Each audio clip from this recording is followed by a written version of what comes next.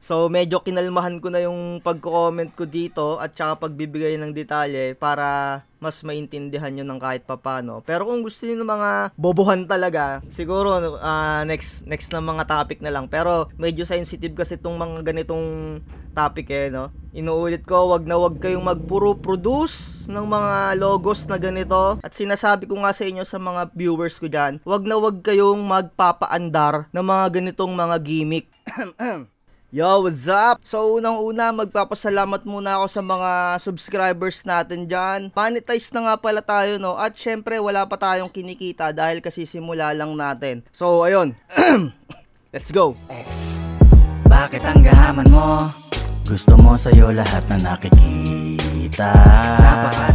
Maraming nakapanood or maraming supporters yung isang printing dito sa Facebook. At kung nakikita nyo naman, at nagprint siya ng NBI logo or yung seal ng NBI. So, ang caption niya dito, gaano kami ka-legit. So, ayun no, nagprint siya dito ng logo ng NBI. So, ang topic natin ngayon, pwede ba talagang mag-print ng logo ng NBI? So, ayan, ito yung tatalakayin natin. At sa mga manonood nito, ito ay for educational purposes lang. At wag nyong gagawin to. At sure na sure ako hindi ko rin to gagawin. So, bago tayo magsimula, no, para sa mga walang alam, hindi ko na masyado i-harsh yung mga comment ko, no. Ganito na lang, para sa mga hindi ganun kaalam, bago ka makakuha ng mga government project or kung ano mang under government, ay dumadaan yan sa pamamagitan ng bidding. Kagaya nga ng sinabi ko sa inyo nung nakaraan,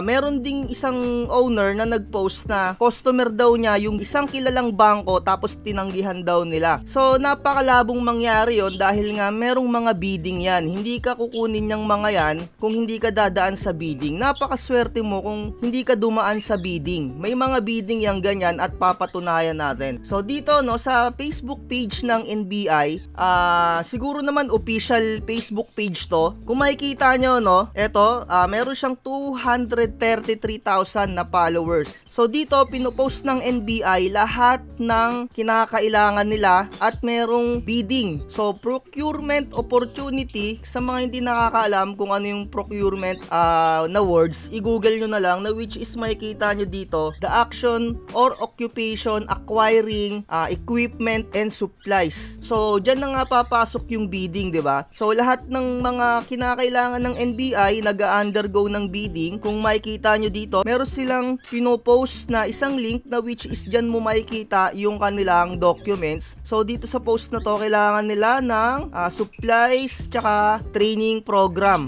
At dito kung i-scroll down nyo pa, marami silang kinakailangan dito na ultimo cartridge ng printer ay kailangan yan dumaan sa bidding. So dinownload ko na yung documents na yan at makikita nyo nga dito no, request for quotation. So ito yung kukunin yung mga documents tapos babasahin nyo yan dito. Meron ito yung mga detalye no, yung approved budget, delivery period, ganyan yung mangyayari kapag magbibidding kayo, makukunin nyo yung mga detalye. Tapos ito yung mga requirements, meron kayong mga certain requirements na ipapasa kung saan kayo magbibidding. Tapos meron niyang isiset na parang location or kung ito ay mga submission na ng letter, kukontakin na lang kayo niyan kung kayo na yung nanalo sa isang bidding. Bago pa lang kayo makakuha ng mga projects na ganito no, under mga government. So kung hindi kayo naniniwala sa akin no, eto kinonsulta ko sa aking brother na dati siyang pulis na ngayon ay lawyer na. Hindi na natin papangalanan no, at nasa sa inyo na lang din kung maniniwala kayo. Sabi ko dito, tinanong ko siya, pre, paano makakuha ng mga customer ng ganyan? So sabi niya dito no, NBI hindi katulad ng PNP yan kasi nga dating pulis to, ngayon lawyer na.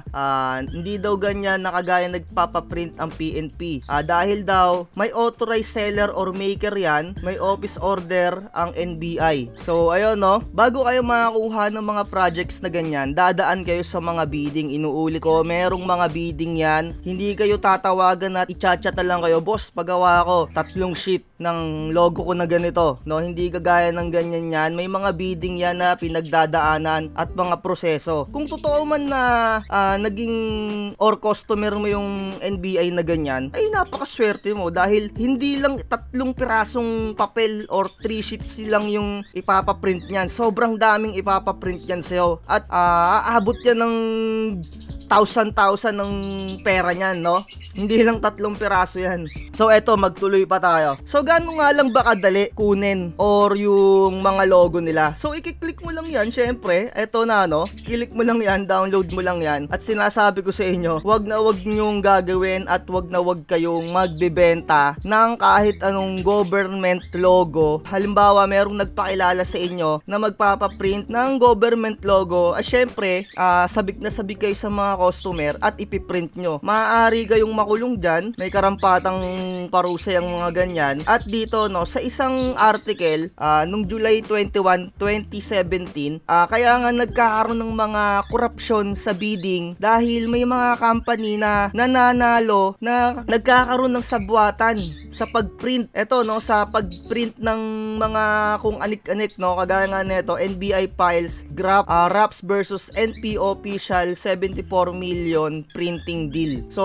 ang nangyari siguro dito, meron silang kinuhang brand deal ng company na magpiprint ng kanilang certain na documents, tapos sobrang mahal, tapos na-approve. Ganun na ang nangyayari doon, no? So, sana natatauhan kayo sa mga utu-utu dyan na naniniwala na nagiging customer daw nila yung mga ganitong kalalaking ahensya, no? Eto pa, no? Kaya nga sinasabi ko sa inyo, wag na wag kayong magpiprint ng mga ganyang documents, lalong-lalo ng mga government documents, mga logo. Kagaya nga nito, NBI agent, ni-raid yung isang printing shop dahil nga nagpiprint ng mga fake documents. So, hindi kayo pwedeng magprint ng mga government documents kung hindi kayo ang authorized at hindi kayo dumaan sa proseso ng bidding. Sobrang daming maglalaban dyan. At sinasabi ko sa inyo, hindi kayo basta-basta mananalo niyan kung wala kayong mga certain requirements na hinahanap ng mga government agency na yan. So, maaari kayong makulong kapag ka nagprint kayo niyan kasi yung mga logos ay pwedeng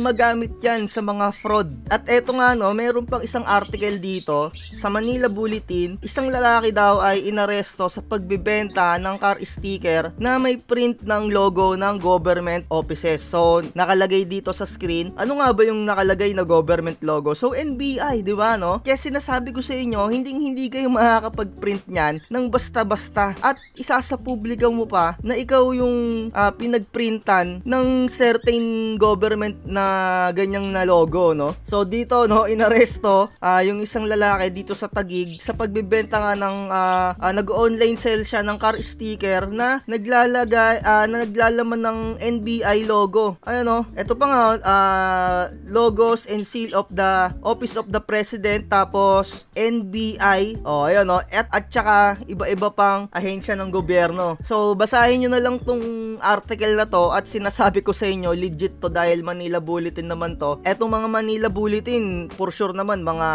details neto, talagang mga sure, hindi naman to kagaya ng mga tabloid, diba, no? So, kayo na lang yung magbasa, ayan, napaka talaga. So, inuulit ko, kahit na parang gusto nyong tumaas yung reputasyon ng inyong mga printing shop, wag na wag nyong uululin yung mga tao na kunyari ay nagiging customer nyo, yung mga government official. Kung totoo, swerte nyo, pero kung hindi naman totoo, maaari pa kayong makulong dyan, diba, no? At sinasabi ko nga sa inyo, sa mga viewers ko dyan, wag na wag kayong magpapaandar ng mga ganitong mga gimmick. Wag na wag kayong magpapaandar ng mga ganitong gimmick. At sinasabi ko nga sa inyo, yung mga networker na yan, yung mga networking na yan, na mga ganyang galawan, yung nagpapakita ng maraming pera para makahakot ng mga magjo-join sa kanila. Wag na wag nyong gagawin yan sa printing business, no? Dahil yan yung ikababagsak ninyo. Maaari pa kayong makulong yan kung magpiprint kayo ng mga logos ng mga government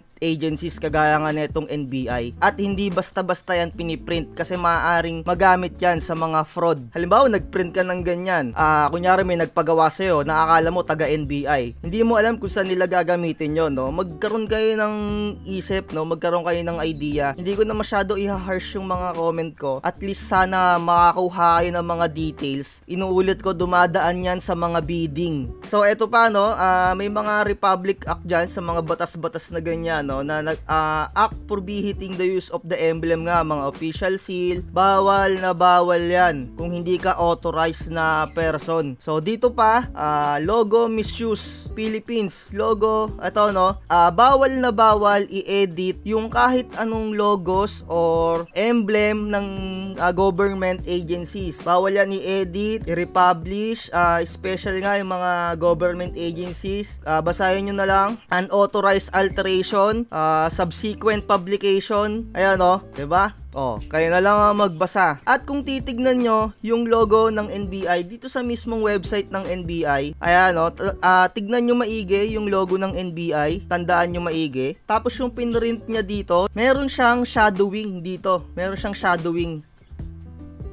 Wag na wag nyong gagawin yan na mag-alter kayo ng isang logo ng government agency kasi bawal na bawal yan. Kapag kayo ang nanalo sa mga bidding ng ganito, wag na wag nyong i-edit yung logo ng ahensya na yon dahil alteration na yon. Kahit halimbawa etong I naging maliit, naging tuldok, guhit tas tuldok, bawal na bawal yon, no? Alteration na yon, any form, inedit mo na yon. So kung titignan nyo dito, wala naman talagang ganon na highlight yung dito niya, yung shadowing dun sa official NBI logos or yung emblem nila. So paano nga ba niya ginawa tong mga ganito, no? Syempre napakadali lang naman gawin yan eh. Kinopy niya to, sinave niya, pinadaan niya dito sa Silhouette Studio. So eto, wag na wag nyo tong gagawin, no? Wag na wag nyo tong gagawin kahit anong mangyari. So ayan, pinaliit niya. Alam niyo naman siguro kung marunong kayo sa mga ganito, wag na wag nyo tong gagawin dahil kung maniniwala yung mga tao na naging customer mo yung ganyan, di ba? Siguro nakuha nyo na. Ganyan lang yung ginawa niyan. Eto, no, wag na wag nyo tong gagawin, for educational purposes lang to. Tapos nilagyan niya ng ganto, di ba? Bawal na bawal yung ganyan. Wag na wag kayong magpo-produce ng mga ganitong logos. Sinasabi ko sa inyo kung hindi kayo authorized. At wag na wag nyong gawing paandar para lang makahakot kayo ng mga customer dahil bawal na bawal yan. At inuulit ko, para makakuha kayo ng mga high-end na mga customer or mga projects, merong mga bidding yan. At hindi lang kayo ang printing company dito sa Pilipinas, no? So kung gusto nyo makakuha ng mga ganyang project, scroll kayo dito sa NBI, magbasa-basa kayo dito, baka maaaring meron kayong ganung mga produkto. Tapos kumpletuhin nyo lang yung mga requirements, basahin nyo na lang dito. Eto nga, no, pinakita ko sa inyo na Ultimo cartridge or yung HP, acquisition of black and tricolor HP ink cartridges. Diba? Ultimo ink ng HP nila, kailangan yung mag-submit ng quotation, diba? Sana nagkaroon kayo ng idea at hindi ko na masyado hinarsh yung mga comment ko dito at sana lang makakuha kayo ng talagang mga detalye. At inuulit ko, yung mga NBI na yan, hindi yan mga cheap, hindi yan puchu-puchu na mga customer, diba? Na magpapaprint lang sa'yo ng 3 sheet, 2 sheet, 5 sheet, sobrang dami niyang ipapaprint sa'yo. Tingin mo, papatusin yung tig 50 pesos na ganyan, tapos kasi parang balita ako 50 pesos isang sheet dun sa printing na yon, shop na yon. Tapos ilan na yung kasya doon. Maaari baka gamitin pa sa mga fraud yon, yung logo na yan, kung sino man yung nagpa-print na Poncio Pilato na yon. At sana naman kung legit man yon, ang magaling talaga. Talagang legit, kung talagang legit ha. Magaling talaga. Pero kung kagaya nga sinabi ko, kung hindi yan dumaan sa mga bidding, yung mga ganito, kung wala talagang mga bidding, swerte. Pero kung may bidding talaga yung ganyan, nakagaya nga na ipinakita ko sa inyo, na very sure ako na talagang may mga bidding yung mga ganyan bago makapagpa-print. Kasi nga tinanong ko yung brother ko na kung talagang may mga pwedeng magpa-print lang ng basta-basta. So isipin nyo magpapaprint sa isang printing shop lang, tapos hindi pa eksaktong-eksakto yung logo, meron pang highlight na dito sa mga gilid. At ang malupit pa doon, rainbow pa ang gusto. So ayun siguro kung 3M sticker, baka maaaring maniwala pa ako, yung mga makakapal na sticker, baka maaaring maniwala pa ako. Pero sana naman magkaroon kayo ng utak, dahil dito sobrang daming mga gunggongs, no? Parang dalawa lang yung merong utak, naghaha, dalawa. So yung the rest mga uto-uto na. So yun lang, siguro dito na natin tapusin etong topic natin na to, at nagkaroon kayo ng idea, at wag kayong magbebenta or magpiprint ng mga ganitong logo kung hindi kayo authorized. So medyo kinalmahan ko na yung pagko-comment ko dito at saka pagbibigay ng detalye para mas maintindihan nyo ng kahit papano. Pero kung gusto niyo ng mga bobohan talaga, siguro next na mga topic na lang. Pero medyo sensitive kasi itong mga ganitong topic no. Inuulit ko, wag kayong magpuro-produce ng mga logos na ganito, mga car stickers na ganito, kasi maaari kayong makulong dito, kagaya nga netong tao na to na dito sa isang article nung 2021 dito sa Manila Bulletin, nagbebenta siya ng car stickers ng NBI. So ayun lang, like, share, and subscribe. Comment down below kung may mga katanungan kayo. Comment down below kung hindi kayo mga uto-uto. Kung naniniwala kayo sa akin, very good. Like, share, and subscribe. Bye-bye, mga gonggong. XX. Bakit ang gahaman mo? Gusto mo sa'yo lahat na nakikita. Napakadorobo mo. Sa lahat ng kwento ikaw ang bida. Napakahirap mo na makontento. Lahat ng porsyento sinadya mo na masolo. Bakit ka ba ganito? Mamigay ka naman. Ugali naghahaman, hirap maunawaan. Gusto niya, kanya ang lahat ng kayamanan. Walang sasantuhin, basta lahat makamit. Ganyan ang pagkatao ng tunay na ganid. Ayaw na malamangan kung ano lang ang laman ng bulsa. Gusto niya sa kanya at malamang kung ano ang nais dapat na makuha niya. Bagay na sa iba.